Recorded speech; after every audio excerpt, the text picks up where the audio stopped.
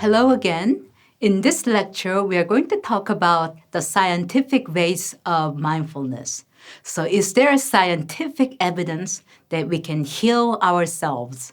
So according to the National Health Interview Survey, 33% of adults, so that's almost 1 out of 3, and 12% children have used the healthcare approach outside of the Western medical establishment.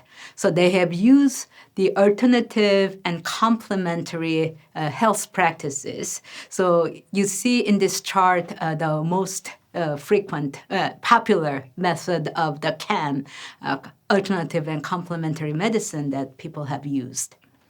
So here I would like to focus on some of this mind-body technique. Again, are there some things that you have tried and maybe, find it helpful or not helpful or so-so? We will probably continue to hear your experience through the discussion board. Probably the most popular method has been yoga.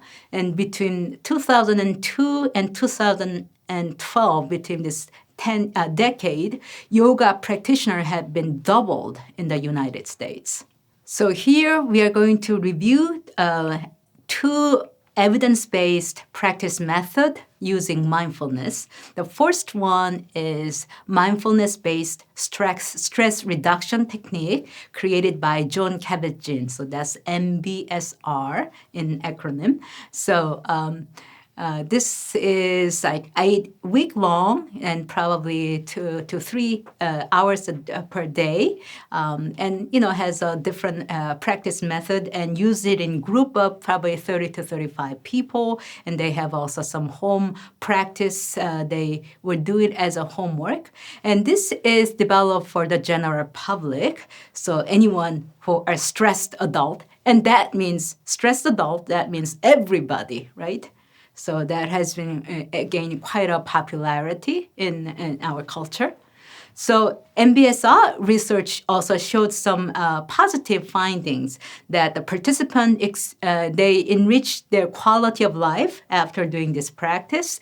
They have a better relationship. They are more creative. They make better decisions, etc.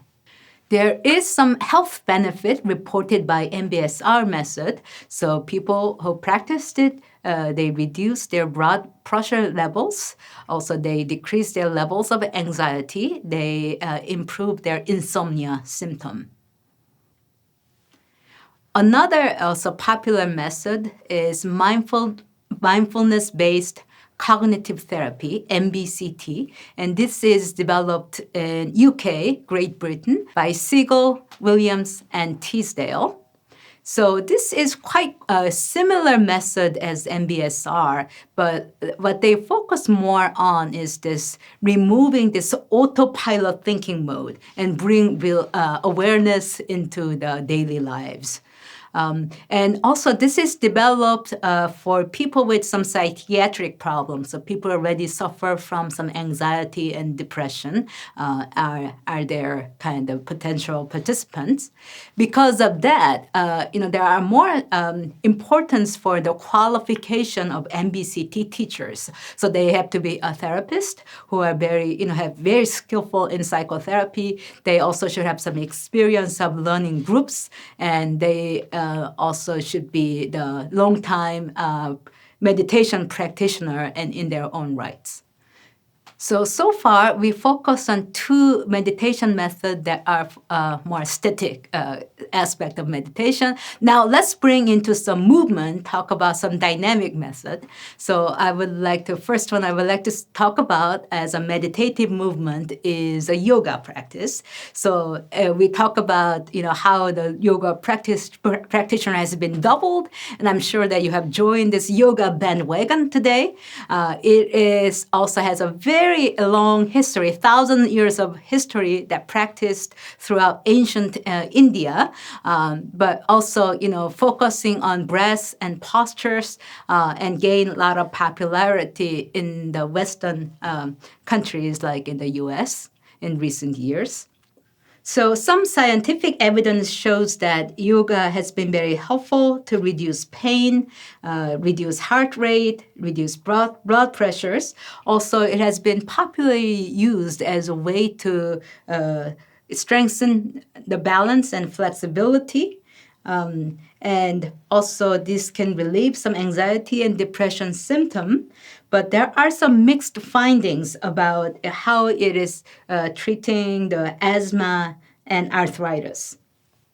So the meditative movement like yoga and Tai Chi is a very low-cost intervention. You don't really need a special equipment, but also it's very important for us to think about the safety and any potential side effect, even though the side effect so far, what has been done for the study has been very low to minimum, but also that's an important concern. And also, what are some of the modifications that we need to pay attention to? Like, for instance, for yoga, for the pregnant women, and for people with high blood pressure, with some kind of special modification. The next meditative movement I would like to talk about is Qigong and Tai Chi. So Qigong that's energy and cultivation, as you see in that Chinese letter there. And Tai Chi also had some kind of martial art component into it. So it has been very used popularly as a self-defense mechanism.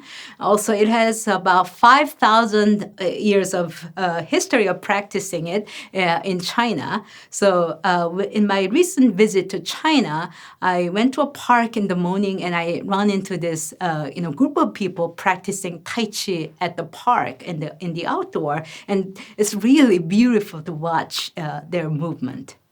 And in the U.S., Tai Chi has been introduced as a method to increase balance for the geriatric population. And there has been a lot of studies and experiment and randomized control trial has been done. And some systematic review and meta-analysis has been published for the results. So Tai Chi is also helpful to reduce pain, like fibromyalgia pain. So there are some it has been meta-analysis published that shows the impact of reducing pain, and also recently it is also introduced to reduce pain for the cancer patient as well. The next category we will talk about is a relaxation, and I give you this 6 type that was, this category was made by the National Center for Complementary and Alternative Medicine. Probably the most popular method that we have encountered is a guided imagery. So that's where you kind of think about this present place or moment. So there's some kind of or the significant person that brings the happiness in your life, and try to replace some of our negative thought by doing that. Or for the muscle relaxation, we can also use some biofeedback techniques. Some easy method also we can use and also teach our client is a self-hypnosis. Again, we can kind of train ourselves to produce relaxation response by doing that. So the relaxation may be useful in managing some labor pain, and also it's helpful for insomnia, but it is not very helpful method to treat generalized anxiety disorder. And there are some mixed findings, and the results are not conclusive in terms of how we can use relaxation for a person with PTSD. So has any of you tried acupuncture?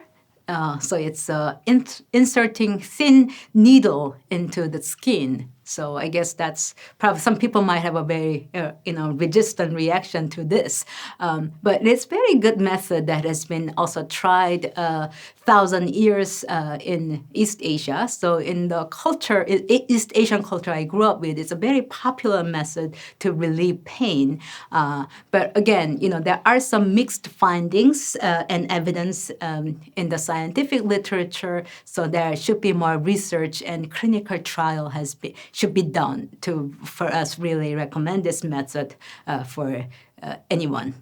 Massage is another very popular method, and we probably have used it for therapeutic purpose or even to just to make us feel better. And it is also ancient wisdom practiced in all over the world, and we can actually see those evidence in a lot of ancient literature. There are also different massage, like sports massage or Swedish massage, that has been also introduced.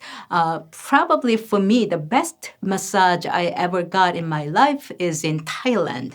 So when you get a chance, make sure you got the massage there, because their massage is focused on chakra. It's quite different from anyone that you will ever get in your life. It is very challenging to evaluate the effect of this mind-body practice through the scientific study, because there are a lot of variation in terms of the participant motivation or the instructor's qualification and instructional method. So it's really difficult to standardize it as the treatment that we can recommend. And also the problem we often encounter is the placebo effect. So maybe just taking the sugar pill, because will produce a similar effect of getting this innovative drug. So that's the placebo effect. But, I guess this is very low cost. We talk about very little side effect. And, if some of this method can produce, say, similar result as any expensive drug and, pharmacological intervention, why not? This might be, worthwhile to try that. So I guess, that should be more research is in the process and should be done in the future.